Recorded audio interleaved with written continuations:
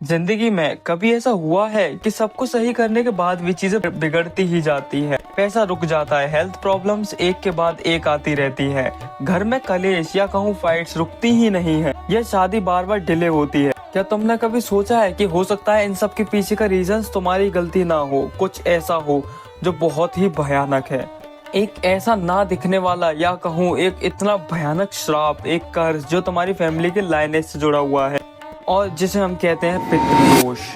तो अगर आप पितृदोष के बारे में पूरे अच्छे से डिटेल में जानना चाहते हैं तो ये वीडियो आपके लिए होने वाली है। मैं आशा करता हूँ वीडियो को आप पूरा एंड तक देंगे, क्योंकि एंड में आपको इसका ऐसा सॉल्यूशन देने वाला हूँ कि आप बिल्कुल पागल हो जाएंगे सुन के। तो चलिए फिर वीडियो को शुरू करते हैं। हेडफोन लगा लीजिए क्योंकि वो बेस्ट एक्सपीरियंस के लिए है। पितृदोष दोस्तों एक ऐसा कॉन्सेप्ट है जिसका जिक्र ज्योतिष शास्त्र और पुरानी धार्मिक गाथाओं में भी मिला है। पितृ का मतलब होता है हमारे एंसेस्टर्स, मतलब हमारे पूर्वज। वो लोग इस दुनिया को छोड़कर जा चुके हैं, अनफॉर्चुनेटली उन लोगों का देहांत हो चुका है। और दोष का मतलब होता है डिफेक्ट या फिर इम्बैलेंस, मतलब जब हमारे एंसेस्टर्स की आत्मा को शांति नहीं मिलती या उनके कर्म अधूरे रह जाते हैं, तब वो वापस अपनी संतान, अपने वंशज जो होते हैं उनके ऊपर अपने एनर्जी के जरिए इफेक्ट डालते हैं। इसे कहते हैं पितृदोष। मतलब अगर मैं बेसिकली सिंपल भाषा में समझाऊं तो आपके जो पूर्वज हैं वो अपनी एनर्जी से आपके ऊपर इफेक्ट डाल रहे हैं, चाहे वो बुरा हो चाहे अच्छा हो। वैसे पितृदोष बुरा ही होता है मोस्टली, मतलब उनका कुछ ऐसा रह गया है जिसकी वजह से वो सेटिस्फाइड नहीं है, उनकी आत्मा को शांति नहीं मिल पाई है। ये एक श्राप टाइप का होता है या फिर कार्मिक डेब्ट जो फैमिली के आगे की जनरेशन को चुकाना पड़ता है। ये एक स्पिरिचुअल वार्निंग है कि हम अपने पूर्वजों को भूल गए हैं और अब वो अपने प्रेजेंस हमें याद दिला रहे हैं एक भयानक रूप में। आपके मन में एक सवाल आ रहा हो कि ये होता क्यों है। पितृदोष एक के पीछे कई कारण बताए गए हैं। सबसे पहला, अगर किसी पूर्वज की डेथ के टाइम उसके अंतिम संस्कार सही तरीके से ना किया गया हो, जल्दी जल्दी कर दिया हो। और मेरे पास एक बहुत ही ज्यादा खतरनाक हॉरर स्टोरी है, अगर आप चाहें तो मैं उसके ऊपर अगले वीडियो बना सकता हूँ। जब हम किसी का अंतिम संस्कार करने गए थे, मैं खुद गया था, मैंने अपनी आंखों से कुछ इतना भयानक देखा था कि मैं उसे बताने में भी मुझे डर लगता है।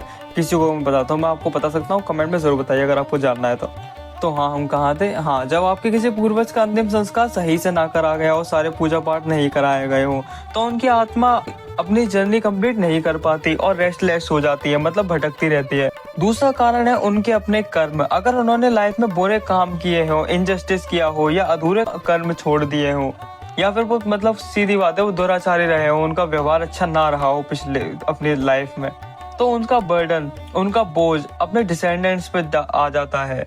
और तीसरा, शायद सबसे कॉमन, हम अपने पूर्वजों को याद ही नहीं करते, हम उन्हें भूल जाते हैं। ना उनका श्राद्ध, ना तपन, ना उनके नाम का दान। जब एक लाइनेज अपने पूर्वजों को भूल जाती है तो पूर्वजों की आत्मा उन्हें डिस्टर्ब करना शुरू कर देती है और अपनी प्रेजेंस दिखाने के लिए उन्हें प्रॉब्लम में डाल देती है। अब देखा जाए तो आफ्टर ऑल पूर्वज है तो आत्मा ही, तो उनका गुड इम्पैक्ट होगा नहीं। बहुत ही रेयरली ऐसे केसों में होता है कि किसी आत्मा का अच्छा इम्पैक्ट पड़े आपके ऊपर, लेकिन वो पितृ हैं और आपके दोष हैं, मतलब पितृदोष, मतलब उनका बुरा ही इम्पैक्ट पड़ेगा आपके ऊपर। मुझे बहुत चिंता होती है लोगों की जिनके ऊपर ये पितृदोष होता है, तो इसीलिए अगर आपके ऊपर है तो कमेंट में जरूर बताइए, मेरे पास इसके बहुत सारे सॉल्यूशन जो मैं आपको दे सकता हूँ।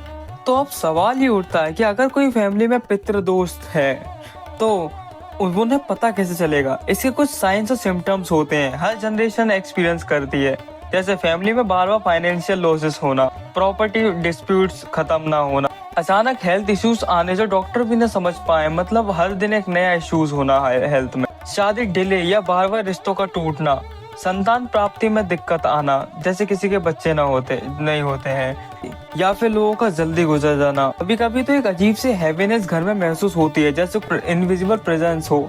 ये सब इंडिकेटर्स होते हैं कि शायद लाइफ लाइनेज पर पितृदोष है। एस्ट्रोलॉजी के हिसाब से सूर्य और राहु के संबंध को भी इस दोष का इंडिकेटर माना जाता है।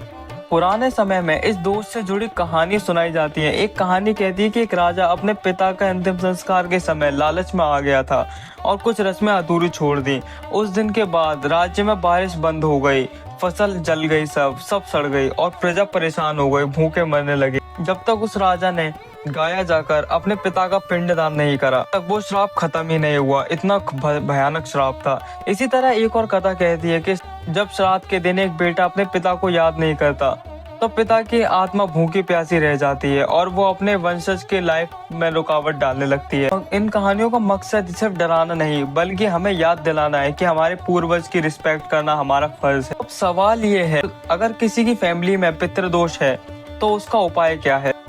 शायद आप लोग इसी के लिए रुके होंगे। यहाँ पर रेमेडीज बहुत सारे बताए गए हैं। सबसे पहला श्राद्ध और पिंडदान, खासकर गया, हरिद्वार और वाराणसी जैसे पवित्र स्थल पर। अमावस्या के दिन तपन करना भी पूर्वजों को शांति देता है। दान करना, खासकर गौदान, अन्नदान और नीडी लोगों की हेल्प पूर्वजों की आत्माओं को डायरेक्टली अपलिफ्ट करता है। भगवान विष्णु, शिव और पीपल के पेड़ की भी पूजा इस दोष को शांत करने में काफी मददगार साबित हुई है लोगों के। और सबसे इम्पोर्टेंट, अपने कर्म सुधारना, क्योंकि गुड कर्म एक ऐसी शक्ति है जो सिर्फ तुम्हारी लाइफ चेंज नहीं करती बल्कि तुम्हारी पूरी फैमिली लाइनेज को हील करती है। इसलिए सब कहते हैं कि अच्छे कर्म कर। तो दोस्तों, पितृदोष असल में सिर्फ एक श्राप नहीं बल्कि एक रिमाइंडर है। एक रिमाइंडर कि हम अपने पूर्वजों को भूल गए हैं। अगर हम उन्हें याद करें, उनकी आत्मा की शांति के लिए प्रे करें और अपनी लाइफ में सच्चाई और सेवा को अडॉप्ट करें तो वो हमारे सबसे बड़े प्रोटेक्टर बन जाते हैं। मतलब जिसको आप श्राप समझ रहे हैं वही आपकी रक्षा करने लगता है, और ये सच है। तो याद रखो, आपके पूर्वजों का गुस्सा हमेशा उनके प्यार के नीचे छुपा होता है। उनकी रूह सिर्फ एक चीज चाहती है, रिस्पेक्ट और रिमेम्बरेंस। मतलब उन्हें याद भी करते रहो। और अगर आपको वीडियो इन्फॉर्मेटिव लगा हो तो इस वीडियो को लाइक ज़रूर करें और सब्सक्राइब कर लें मेरे चैनल को, क्योंकि मैं यहाँ पर ऐसी अजीबोगरीब वीडियोस लाता रहता हूँ। और इस वीडियो को शेयर कर दें, क्या पता आपके इस वीडियो को शेयर करने से किसी की मदद हो जाए। तो मिलता हूँ नेक्स्ट वीडियो में नेक्स्ट किसी टॉपिक के साथ। तब तक के लिए बाय बाय।